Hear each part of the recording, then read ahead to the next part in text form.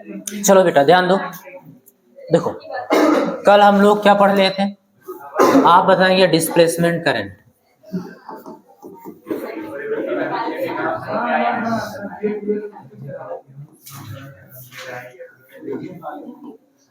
यानी कि विस्थापन धारा, इसकी आवश्यकता पढ़ लिए थे और इसका कैलकुलेशन भी कर लिए थे कि विस्थापन धारा का फार्मूला क्या होगा बेटा, सूत्र।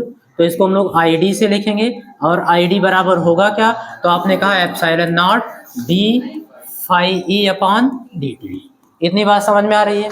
और आप ये भी जानते हो कि फाई ई की जगह हम लोग देखें तो जनरली लिख सकते हैं ई ए, लिख सकते हैं ना। अरे भाई vector E dot vector D A होता है, ई ए कॉस थीटा होता है, थीटा का मान अगर हम लोग 0 डिग्री ले रहे हैं तो कॉस 0 की वैल्यू कितनी हो जाएगी, 1 हो जाएगी। तो इतना लिख सकते हो, वैसे भी लिख सकते हो, वेक्टर फॉर्म में भी कोई दिक्कत नहीं होगी, ठीक है। ये लिख दिए। अब यहाँ पर देखो अगर हम रख दें इसकी वैल्यू ई ए तो डी ई ए अपॉन डी टी, यही तो होगा।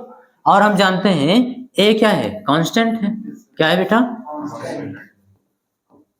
और ई क्या है, परिवर्ती वैद्युत क्षेत्र, क्या है बेटा ये, यानी कि वेरिएबल,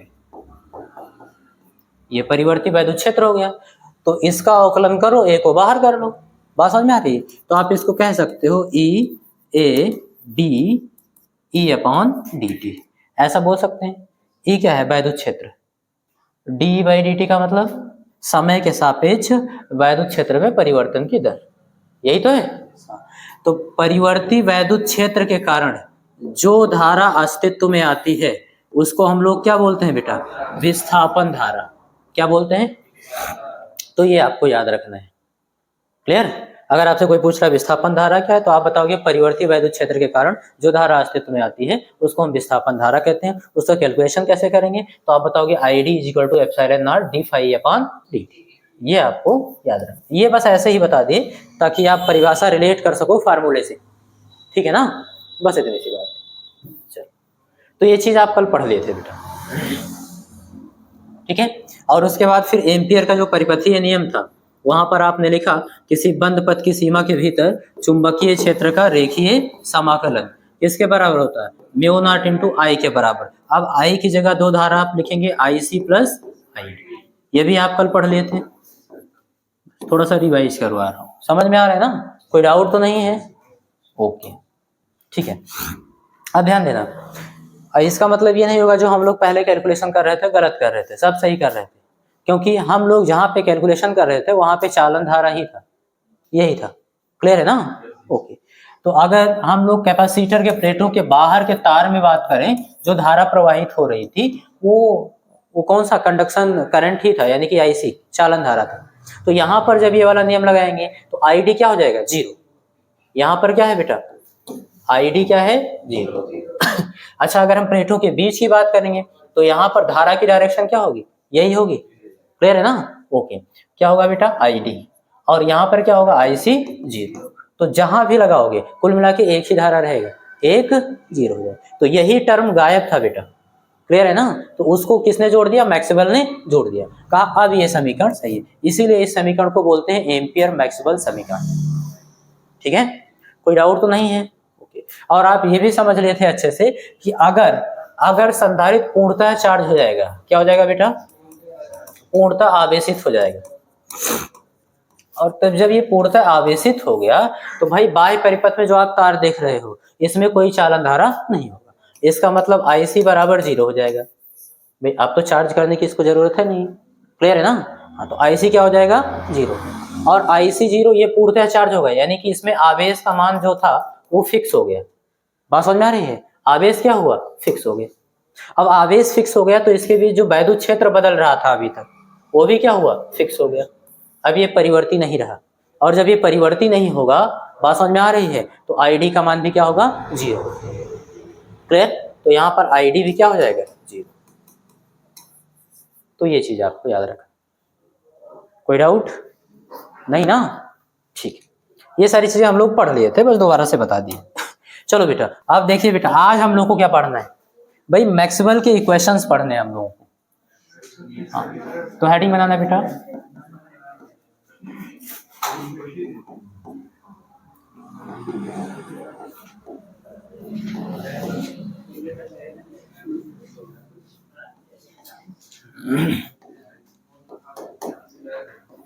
मैक्सवेल इक्वेशंस।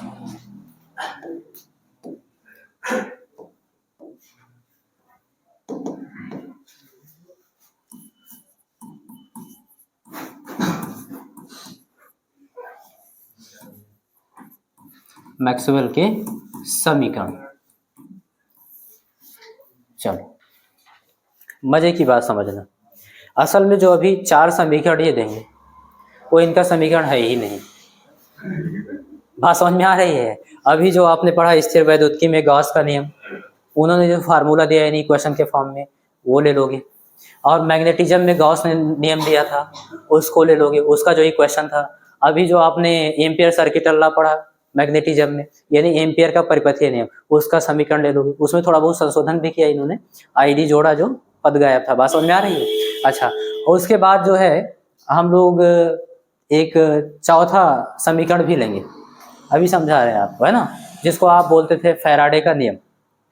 फैराडे का नियम इज इक्वल टू d/v/dt। अभी सब लेंगे, चारों समीकरण लिखवा रहे हैं। बात समझ में क्या? तो देखो इसमें से इनका एक को नियम आपको दिख रहा है, फिर भी कहा जाता है मैक्सवेल के इक्वेशन से। लॉजिक समझना क्यों कहा जाता है, आप सब जानते हो। भौतिकी का कोई भी ब्रांच है तो उसके कुछ ना कुछ मूलभूत नियम होते हैं। जैसे एग्जाम्पल के लिए मैं 1-2 बता रहा हूँ आपको, आप समझिए कि जैसे यांत्रिकी पढ़ रहे हो, मैकेनिक्स, उसमें 4 मूलभूत उसके नियम हैं। अच्छा, पहला 3 कौन कौन सा होगा? तो आप बताओगे गति विषयक नियम। कौन से बेटा?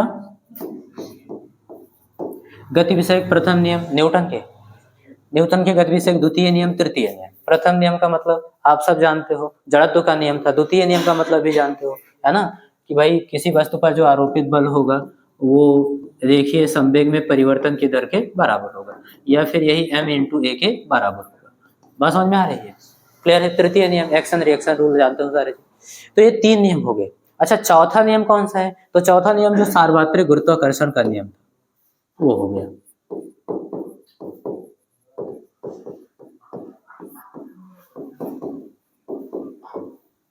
तो ये सारे के सारे क्या हुए?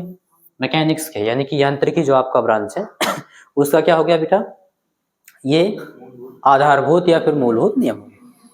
ऐसे आप उसमें देख लो, उष्मागतिकी में जो शून्य कोटि का प्रथम द्वितीय, बात समझ में आ रही है, उसके भी नियम हो गए। ऐसे इसमें भी जो वैद्युतिकी से और चुंबकत्व से रिलेटेड नियम, क्लियर है, उन सबको मैक्सवेल ने क्या किया? इकट्ठा करके प्राप्त किया। क्लियर है? तो उन सबको क्या कर दिया? इकट्ठा कर दिया। का इससे हम लोग वैद्युतिकी और चुंबकत्व के बारे में बढ़िया से समझ सकते हैं, सारी चीजें समझ सकते हैं। तो उनको मूलभूत नियम कह दिया गया, और उसी समीकरण को हम लोग क्या बोल देते हैं बेटा? मैक्सवेल के समीकरण बोल देते हैं। जो भी उसमें संशोधन करना था किया और एक साथ लिख दिया। क्लियर है? तो चलो देखते हैं मैक्सवेल के समीकरण कौन कौन से थे। तो ध्यान से समझना बेटा। अगर हम बात करें पहले समीकरण की, देखो, तो आप बताओगे वैद्युतिकी, स्थिर वैद्युतिकी में जो गॉस का नियम था क्या था भाई? किसी बंद पृष्ठ से बद्ध वैद्युत फ्लक्स, किसी बंद पृष्ठ से बद्ध वैद्युत फ्लक्स जो φE होगा किसके बराबर होगा? उस पृष्ठ द्वारा घेरे गए नेट आवेश का 1/ε0 गुना होगा। और अगर समाकलन के रूप में लिखते थे तो φE को किससे लिखते थे? बंद पृष्ठ है, सर्कल बना देंगे, है ना, और वैद्युत क्षेत्र का पृष्ठीय समाकलन लिखते थे, वेक्टर डी। ऐसे ही तो समाकलन रूप में लिखते थे। बात समझ में आ रही ना? अरे कोई समतल पृष्ठ होता था तो आप लिखते थे ना vector E dot vector A, ऐसे ही तो लिखते थे φE और निकाल देते थे। लेकिन अगर कोई समतल पृष्ठ नहीं है तो उसको छोटे छोटे अवयव के रूप में मानते थे, फिर समाकलन करते थे। तो फ्लक्स ये भी तो है, इसको समाकलन रूप बोलते हैं गॉस के नियम। तो ये था बेटा, इसी समीकरण को आप यहाँ पर लिख दीजिए। तो आप बताओगे φE is equal to integration of vector E dot vector d is equal to Q/ε0। बात समझ में आ रही है? ये हो गया बेटा एक समीकरण, इसको हटा दो। तो ये आपका हो गया एक समीकरण, इसको बोलते हैं मैक्सवेल का प्रथम समीकरण। क्लियर है? अच्छा, यहाँ पर आपको लिखना होगा कि ये है क्या? तो ये स्थिर वैद्युत संबंधी स्थिर वैद्युत संबंधी गॉस का नियम, किसका बेटा? गॉस का नियम है, जिसको हम लोग मैक्सवेल का प्रथम समीकरण कहेंगे।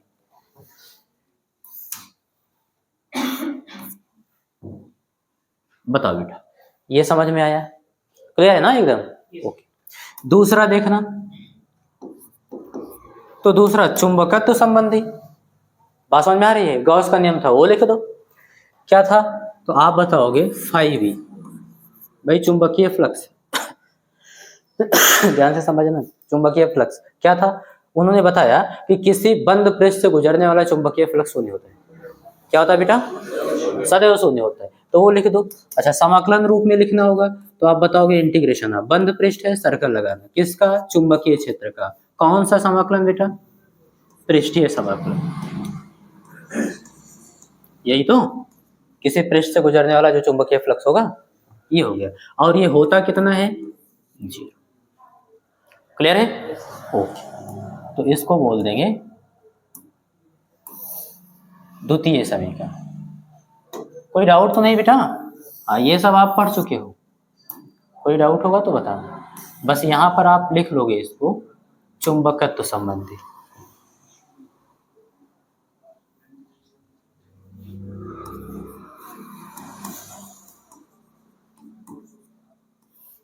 तो चुंबकत्व संबंधी गॉस का नियम, दूसरा समीकरण हो गया। क्लियर है? तृतीय समीकरण देखना बेटा, और इसको थोड़ा ध्यान से समझना। तृतीय समीकरण क्या होगा? हम सभी जानते हैं फैराडे के नियम से ना, E is equal to minus D 5V upon D. कोई डाउट नहीं? ठीक है। यदि परिवर्ती वैद्युत क्षेत्र या फिर यदि प्रेरित वैद्युत क्षेत्र E है, क्या है बेटा? E है, तब प्रेरित वैद्युत क्षेत्र E है, तब आप लिख सकते हो प्रेरित विद्युत वाहक बल तब प्रेरित विद्युत वाहक बल, प्रेरित विद्युत वाहक बल E से लिखेंगे, और E इक्वल टू होगा किसके बराबर? तो integration of vector E dot vector D. ये क्या है बेटा? विभवांतर का समाकलन रूप है। क्या है बेटा? अभी के लिए ऐसे ही लिखो, यहाँ पर लगा दो ये। अच्छा, ये चीज बताओ आपको समझ में आ रहा है कि नहीं? मुझे लग रहा है नहीं होगा। पहले ये आपके सिलेबस में जब हम लोग पढ़ते थे दूसरा चैप्टर, बात समझ में आ रही है? संधारित्र और विभवांतर जो था, बात समझ में आ रही है? उसमें जब विभवांतर का आपको परिभाषा पढ़ाया जाता था, तो विभवांतर का एक परिभाषा होता था समाकलन के रूप में। किसके रूप में बेटा? तो वैद्युत विभवांतर समाकलन के रूप में, यही वाला है। और ये आपको समझाया जाता था। तो मुझे याद नहीं कि मैंने आप लोगों को पढ़ाया कि नहीं पढ़ाया, क्योंकि पहले था सिलेबस में। अब तो मुझे लगता नहीं कि होगा, इसलिए नहीं पढ़ाए होंगे। पढ़ाए कि नहीं पढ़ाए, इतना बताओ। नहीं पढ़ाए? चलो समझा देते हैं फटाफट, समझ लो क्या दिक्कत है। थोड़ा सा ध्यान से समझना बेटा। कोई वैद्युत क्षेत्र है और एक समान वैद्युत क्षेत्र, ऐसा बेटा? दो बिंदु है यहाँ पर, इन दोनों बिंदुओं के बीच का जो विस्थापन है बेटा, वो वेक्टर यल है। क्या है? अरे यल दूरी हो जाएगी, बात समझ में आ रही है? वेक्टर यल है, और इनके बीच का विभवांतर अगर हम मान ले V है। क्या है बेटा? तो हम सभी जानते हैं कि E is equal to V/L होगा। यहां तक तो समझ में आ ही रहा होगा। क्लियर है ना? ये कहां से आया बताओ? बिल्कुल सही। तो विभव प्रवणता और वैद्युत क्षेत्र की तीव्रता में संबंध, ठीक है ना? यहाँ से आ गया। यहाँ से अगर हम V के लिए कैलकुलेट करें तो V इज इक्वल टू क्या होगा? E इंटू L, यही तो होगा। अच्छा, सदिश है, दोनों के दोनों क्या है बेटा? सदिश। तो इन दोनों का अदिश गुणनफल इसके बराबर होगा, V के बराबर। क्लियर है? अच्छा, जब एक समान था तो ऐसा लिख दिए। मान लो वैद्युत क्षेत्र क्या है? असमान है। वैद्युत क्षेत्र E क्या है बेटा? परिवर्ती है।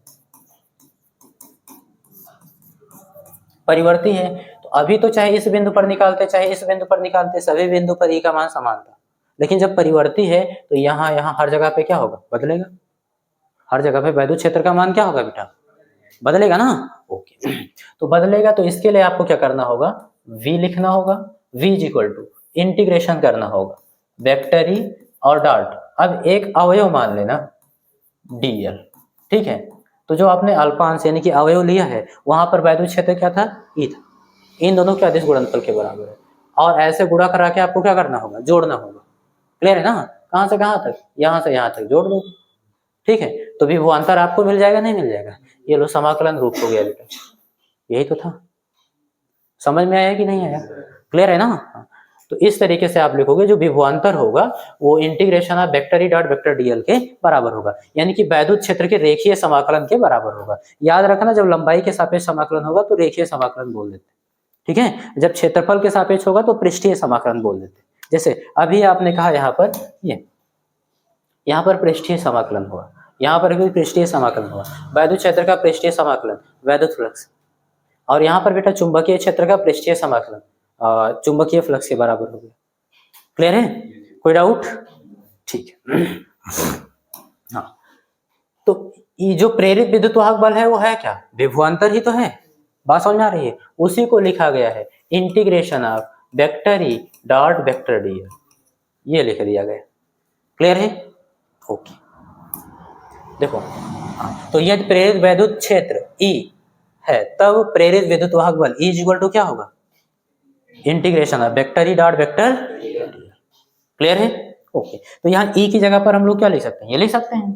तो आप इसको ऐसे लिख सकते हो, या फिर E is equal to, E की जगह पर integration of vector E dot vector d l is equal to minus d five V upon d. बताओ बेटा, क्लियर है, कोई डाउट नहीं होना चाहिए। इसको बोलते हैं हम लोग तीसरा समीकरण। कौन सा बेटा, अच्छा ये भी इनका नियम नहीं है, किसका है आप बताओगे, ईएमआई संबंधी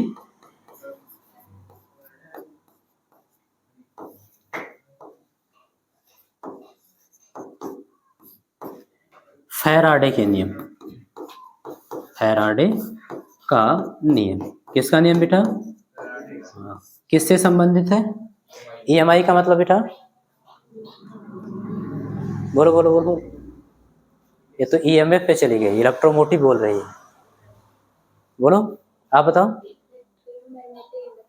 इलेक्ट्रोमैग्नेटिक, ठीक है कोई बात नहीं। तो विद्युत चुंबकीय प्रेरण संबंधी फैराडे का नियम।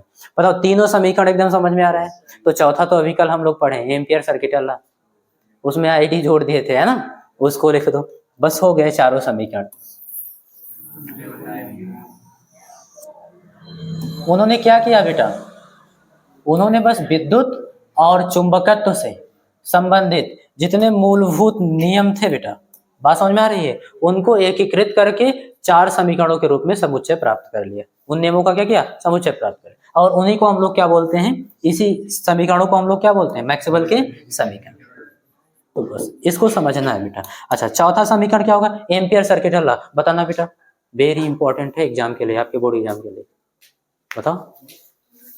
इसको लतियाए भी थे याद करवाने के लिए ना, बताओ यादव जी, मुस्कुरा रहे हो यार, मुझे लगा कॉन्फिडेंट हो। कोई बताएगा, हाँ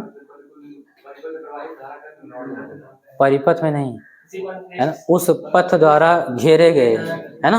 हाँ, तो बस इतना याद रखना है आपको बेटा कि किसी बंद पथ की सीमा के भीतर, ध्यान देना बेटा, आप बतियाओ मत, किसी बंद पथ की सीमा के भीतर चुंबकीय क्षेत्र का, किसका बेटा, रेखीय समाकलन वेक्टर डीएल, यहाँ पर पृष्ठीय था बेटा, यहाँ पर रेखीय समाकलन, ठीक है ना, और बंद पथ है सर्कल। तो किसी बंद पथ की सीमा के भीतर चुंबकीय क्षेत्र का रेखीय समाकलन उस पथ द्वारा घिरी नेट धारा का म्यू नॉट गुना होता है। बात समझ में आ रही है। तो यहाँ पर नेट धारा क्या होगा बेटा, आप बताओ, mu naught IC plus ID, यही तो होगा। ओके, नेट धारा ये होगा बेटा। हाँ, ध्यान ये रखना कि एक समय में एक ही होगा, एक तो जीरो होगा ना। हाँ, तो परेशान होने की जरूरत नहीं है। यहाँ पर आप बताओगे जहां, अच्छा यहाँ तो लिखने के लिए छोड़ दो भैया, कौन सा है, इसको बोलते क्या है बेटा, एम्पियर। क्या बोलते हैं बेटा, एम्पियर। और इसमें मैक्सवेल को भी जोड़ दो भाई, एम्पियर मैक्सवेल का नियम, इसको बोलते हैं। बात समझ में आ रही है? और ये वाला पार्ट दिख रहा है, आईडी, क्लियर है ना? अभी इसको, इस वाले पार्ट को, जो सेकंड वाला पार्ट है ना, mu not I c plus mu not I d, इसको हम लोग बोलते हैं मैक्सवेल का प्रेरण संबंधी नियम। तो ये दो नियमों से मिलकर बना है, एक एम्पियर का परिपथीय नियम और दूसरा मैक्सवेल का प्रेरण संबंधी नियम। ठीक है, प्रेरित वैद्युत क्षेत्र के कारण, क्लियर है, जो वैद्युत क्षेत्र प्रेरित हुआ था और परिवर्तित था, उसके कारण ये अस्तित्व में आया है आईडी। ध्यान ये रखना है आपको कि भैया आईसी क्या है, तो आप बताओगे जहां चालन धारा, क्या है बेटा, यानी कि कंडक्शन करंट, एंड आईडी जो है, इसका फार्मूला भी लिखना, क्या बेटा, epsilon not d phi E upon d t. Clear है ना? यहाँ वैद्युत फ्लक्स होगा बेटा, गलती से भी चुंबकीय फ्लक्स मत लिख देना, बच्चे कंफ्यूज हो जाते हैं। आप परिभाषा याद है ना आपको, क्या, परिवर्ती वैद्युत क्षेत्र के कारण अस्तित्व में आते, वैद्युत फ्लक्स ही लिखना। ठीक है, चलो, तो ये हो गया I d is equal to epsilon not d phi upon d t, इसका फार्मूला हो गया। इसको बोलते क्या है, तो विस्थापन धारा। क्या बोलोगे बेटा, विस्थापन धारा। क्लियर है? तो ये था आपका मैक्सवेल के समीकरण। किसी बच्चे को कोई डाउट हो तो बताओ अभी, नहीं ना, एकदम क्लियर है? ठीक है, याद रखना कि ये इंपॉर्टेंट है, कई बार आपके परीक्षा में पूछ लेते हैं कि भैया मैक्सवेल के समीकरण लिखिए। ठीक है ना? चलो अगला टॉपिक देखना बेटा। अगला टॉपिक हम लोग पढ़ लेते हैं वैद्युत चुंबकीय तरंगे।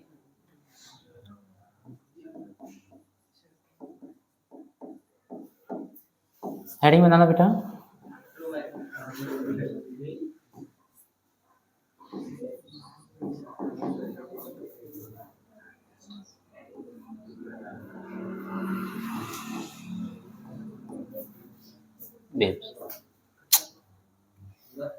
कहाँ है भाई?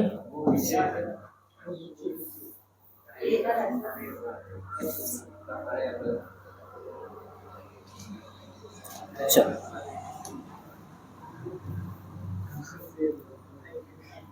हेडिंग बना लिया बेटा।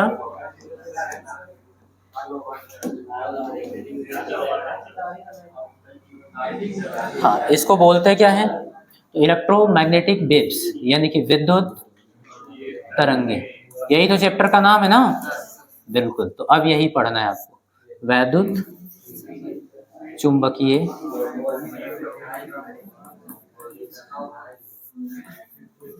तरंगे।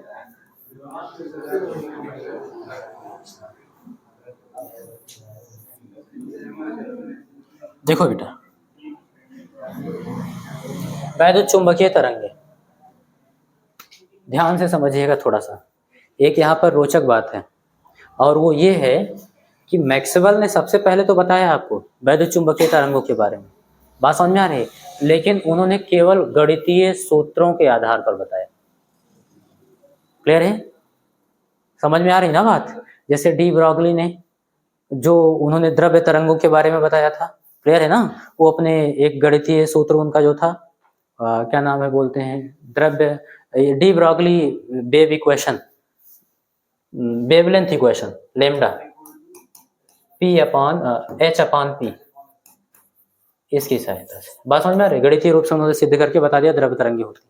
बाद में सारे लोगों ने प्रायोगिक प्रदर्शन किया और बताया कि भाई सही है। ऐसे ही मैक्सवेल ने भी वैद्युत चुंबकीय तरंगों के बारे में गणितीय आधार पर बताया। तो सबसे पहले प्रयोग करके किसने बताया? कि बात सही है, ऐसी तरंगे होती हैं विद्युत चुंबकीय तरंगे जिनको चलने के लिए माध्यम की जरूरत नहीं होती। तो आप बताओगे हर्ट्ज में। सबसे पहले हर्ट्ज ने लेबोरेटरी में 6 mm मिलीमीटर, अगर मैं गलत नहीं हूं तो यही था, बात समझ में आ रही है। 6 mm तरंग दैर्ध्य का तरंग उत्पन्न किया था, बात समझ में आ रही है। किसने? हर्ट्ज ने। किसने बेटा? तो हर्ट्ज, इन्होंने यह प्रयोग करके सबसे पहले बताया था, ठीक है ना। तो बाद में तो सब लोग थे मार्कोनी वगैरह। चलो, तो हमको पढ़ना तो मैक्सवेल के बारे में, ठीक है। चलो, वैद्युत चुंबकीय तरंगे होती क्या है इसको लिख लेते हैं फटाफट, आप लोग भी लिखते चलो साथ साथ। लिखना 1864 में,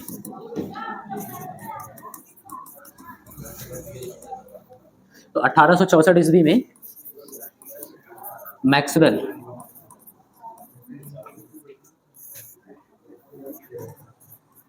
केवल गणितीय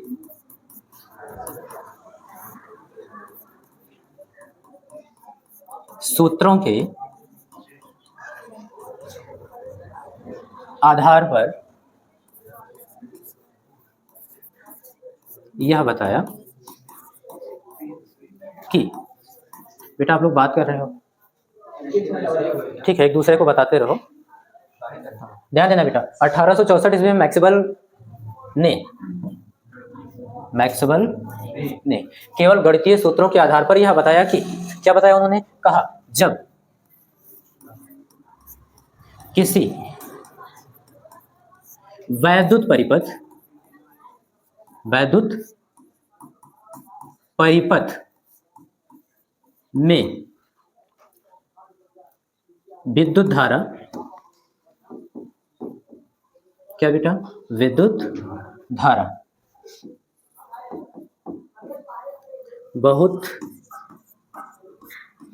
उच्च आवृत्ति से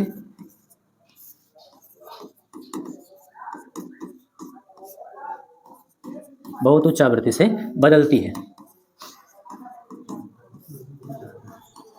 इस पूरे को ही हाईलाइट करके रखो तो ज्यादा बढ़िया है, कलर ही चेंज हो जाएगा। चलो ठीक है, बहुत उच्च आवृत्ति से बदलती है, बात समझ में आ रही है। तो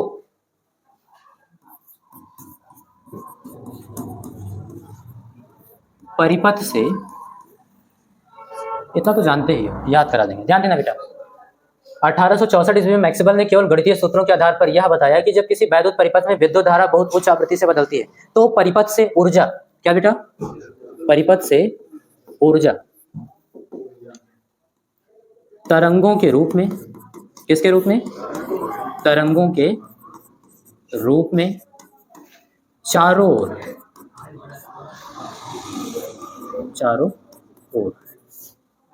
प्रसारित होने लगती है, मतलब फैलने लगती है, बात समझ में आ रही है।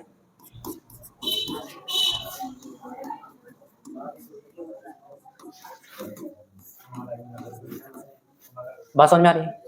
तो इसी तरंगों को ही तो हम लोग वैद्युत चुंबकीय तरंगे कहते हैं, बात में तो लिख लेना, इसी फैलने लगती है। इन तरंगों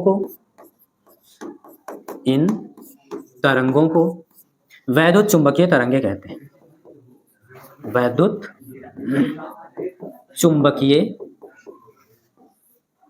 तरंगे कहते हैं। परिभाषा बताना बेटा, आपको समझ में आया? क्या लिखा आपने कि भाई 1864 ईस्वी में मैक्सवेल ने केवल गणितीय सूत्रों के आधार पर यह बताया कि जब किसी वैद्युत परिपथ में विद्युत धारा बहुत उच्च आवृत्ति से बदलती है, बात समझ में आ रही है, तो परिपथ से ऊर्जा तरंगों के रूप में चारों ओर प्रसारित होंगे। आसान परिभाषा एकदम, ठीक है ना। इन्हीं तरंगों को हम लोग क्या बोल देंगे? वैद्युत चुंबकीय तरंग। अच्छा, इन तरंगों की विशेषता क्या है? इसके अभिलक्षण तो हम लोग आगे पढ़ेंगे बहुत सारे, लेकिन एक विशेषता समझना बेटा ध्यान से, आपको पहले पढ़ाया जा चुका है। आप बता सकते हो कि इन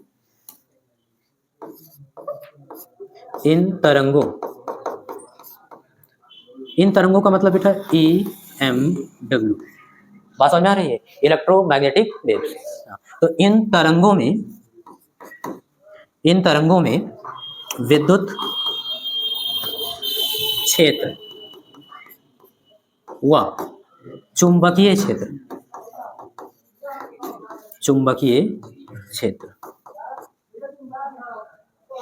क्या बेटा, यहाँ देखो यहाँ। तो इन तरंगों में विद्युत क्षेत्र व चुंबकीय क्षेत्र परस्पर लंबवत तथा, ये चीज आप पहले पढ़ चुके हो, ध्यान से पढ़ना। इन तरंगों में विद्युत क्षेत्र व चुंबकीय क्षेत्र परस्पर लंबवत तथा तरंग संचरण की दिशा के भी लंबवत होते हैं।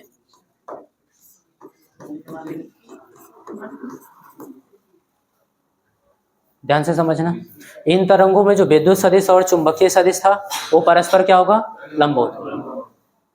बात समझ में आ रही है? और किसके लंबवत होगा, तो आप बताओगे जो तरंग की संचरण की दिशा होगी उसके भी लंबवत होगा। यानी कि जो विद्युत सदिश और चुंबकीय सदिश मिलकर तल बना रहे हैं उस तल के लंबवत दिशा में तरंग संचरित होगी। और प्रकाशीय घटनाओं के लिए जो वैद्युत सदिश है वही उत्तरदायी है। इसीलिए देखो जब हम लोग ध्रुवण पढ़ रहे थे वहां पर कोई भी परिभाषा बताते थे तो किससे बताते थे, विद्युत सदिश। क्लियर है ना? अच्छा, इसका फिगर हम लोग बना लेंगे। इतना लिखने के बाद में एक फिगर आप बना लेना। इसके अभिलक्षण के बारे में हम लोग पढ़ेंगे बढ़िया से कल, ठीक है ना, कि भाई इसको चलने के लिए माध्यम की आवश्यकता नहीं होती है। मैक्सवेल ने गणना करके बता दिया कि इसकी जो चाल कितनी होती है निर्वात में, 3 × 10⁸ मीटर पर सेकंड के आसपास होती है। ऐसे बहुत सारे इसके हम लोग अभिलक्षण पढ़ने वाले हैं, ठीक है ना। अभी के लिए बस इतना जानो परिभाषा, उसके बाद एक फिगर बना लेंगे और फिगर आपको एग्जाम में बनाना है बढ़िया से थोड़ा। ये बेटा हाँ, ये बात तो सही कहा।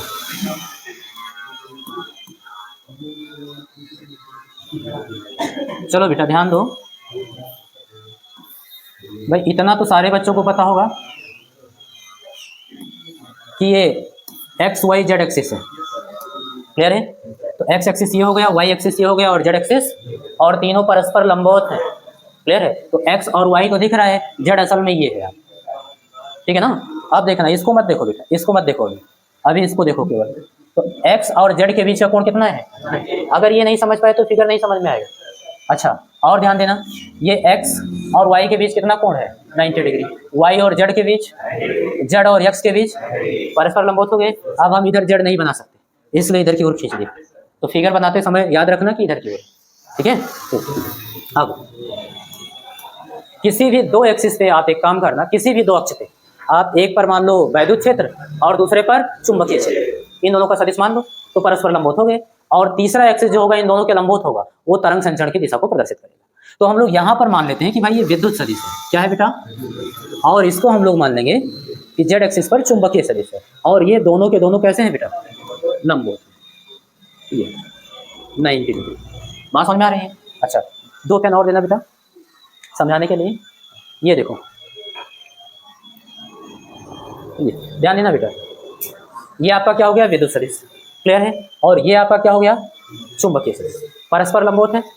ध्यान ये रखना, यही डायरेक्शन नहीं होगी जो जेड आपको दिख रहा है, जेड के पीछे जेड डैश होगा। क्लियर है? तो असल में आपको ऐसे ध्यान में रखना है, ये हो गया। क्लियर है ना? ये ऊपर नीचे ऐसे कंपन करेंगे विद्युत सदिश और ऐसे चुंबकीय सदिश। क्लियर है? ओके। अच्छा, तरंग संचरण की दिशा कैसी होगी, तरंग किस दिशा में आगे बढ़ेगी, तो इन्हीं दोनों के परिवर्तन के कारण आगे इस डायरेक्शन में कौन बढ़ रहा है, तरंग संचरण की दिशा। तो आप देख पा रहे हो ये एक्स एक्सिस है और ये इन दोनों के लंबवत है, या फिर इन दोनों के तल के भी लंबवत है। बात समझ में आ रही ना? तो ये दोनों क्या हो गया, इनका तल हो गया, इन दोनों का तल हो गया, वाई एक्सिस और जेड एक्सिस, ऐसे इन दोनों का तल हुआ ना। और एक्स एक्सिस क्या होगा, इन दोनों के तल के लंबवत। एकदम बात समझ में आ रही है? कोई डाउट तो नहीं है? तो भैया पकड़ो इसको और हम बताएंगे कि ये तरंग संचरण की दिशा है। किसकी है बेटा,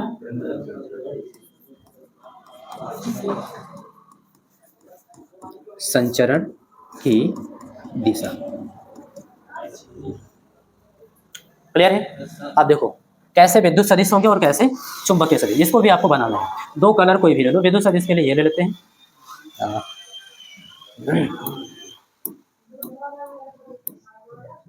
ठीक है, ध्यान देना, विद्युत सदिश किस पर बनाओगे आप, वाई एक्सिस पे। ठीक है, अच्छा वाई एक्सिस की पॉजिटिव डायरेक्शन में आप ऐसे बनाओगे, थोड़ा सा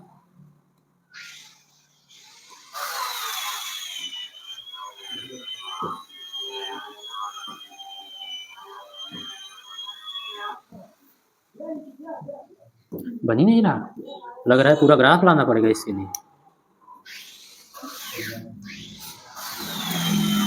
ले आ सकते हैं, ले आए। हाँ, किस दिन उपयोग में लाया जाएगा भाई? अरे इससे काम बन जाएगा। चलो बेटा ध्यान देना, इसको पहले सही कर लेते हैं, उसको नहीं इसको सही कर, रहने दो, मार कर लेते हैं बस,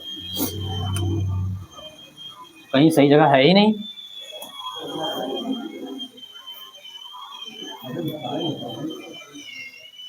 दोबारा बनाने से बढ़िया इसको हटा दें क्या भाई। चलो बिना ग्राफ के ही बनाएंगे, कितना हो गया?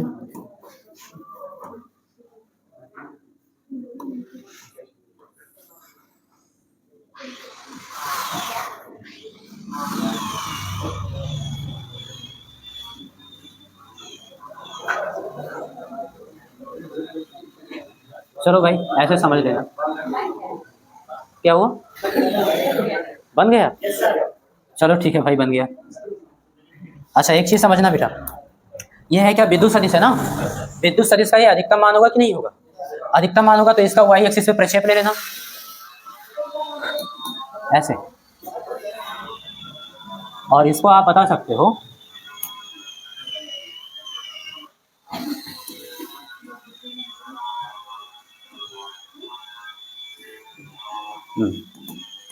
ये विद्युत सदिश का अधिकतम मान होगा यानी ई नॉट। ठीक है, इसी को हम लोग वैद्युत क्षेत्र का आयाम बोलते हैं या फिर शिखर मान बोलते हैं, सेम कंसेप्ट, ठीक है ना। ऐसे तो इसको तो आपने वाई एक्सिस की डायरेक्शन में, ये क्या है वाई डैश एक्सिस की डायरेक्शन बना लिया। ठीक ऐसे ही आपको बनाना है चुंबकीय सदिश, क्लियर है, और किधर की डायरेक्शन में, जेड अक्ष और जेड डैश। ठीक है, तो जेड डैश कैसे होगा, इसी के अनुदिश होगा, ऐसे थोड़ा पीछे कर देना ऐसे थोड़ी देर के लिए, ये दिख रहा है आपको, ऐसे होगा जेड डैश एक्सिस, ठीक है ना। असल में है क्या, ये जेड है तो इसके बोर्ड के पीछे क्या होगा, जेड डैश, इसी के अनुदिश।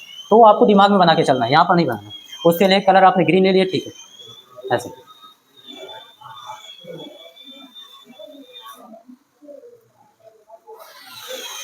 ऐसे ही तो होगा, तो उसी के अंदर ऐसे बना रहे, ठीक है। थोड़ा लगे कि 3D है भाई,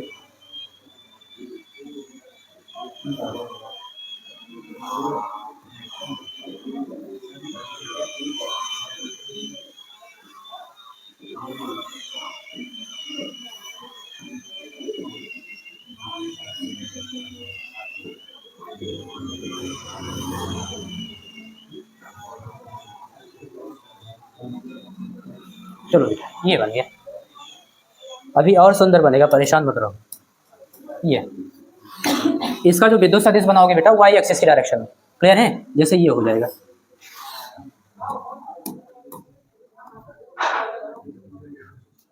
यहाँ पर ऐसे आप बनाते चलो, दो चार ऐसे बना देंगे।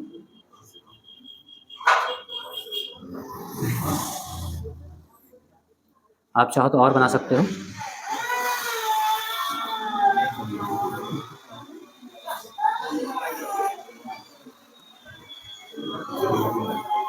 ये कौन सा सदिश होगा बेटा, विद्युत सदिश।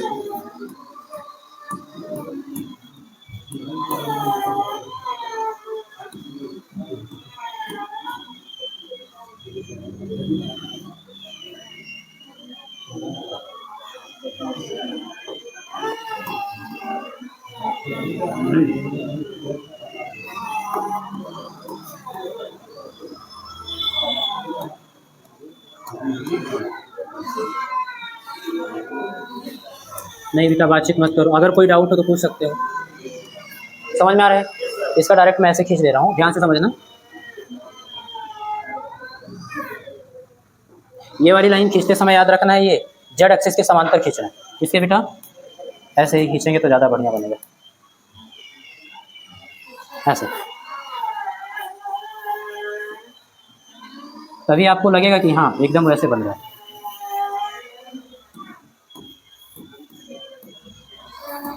एक बना दिए, समझाए।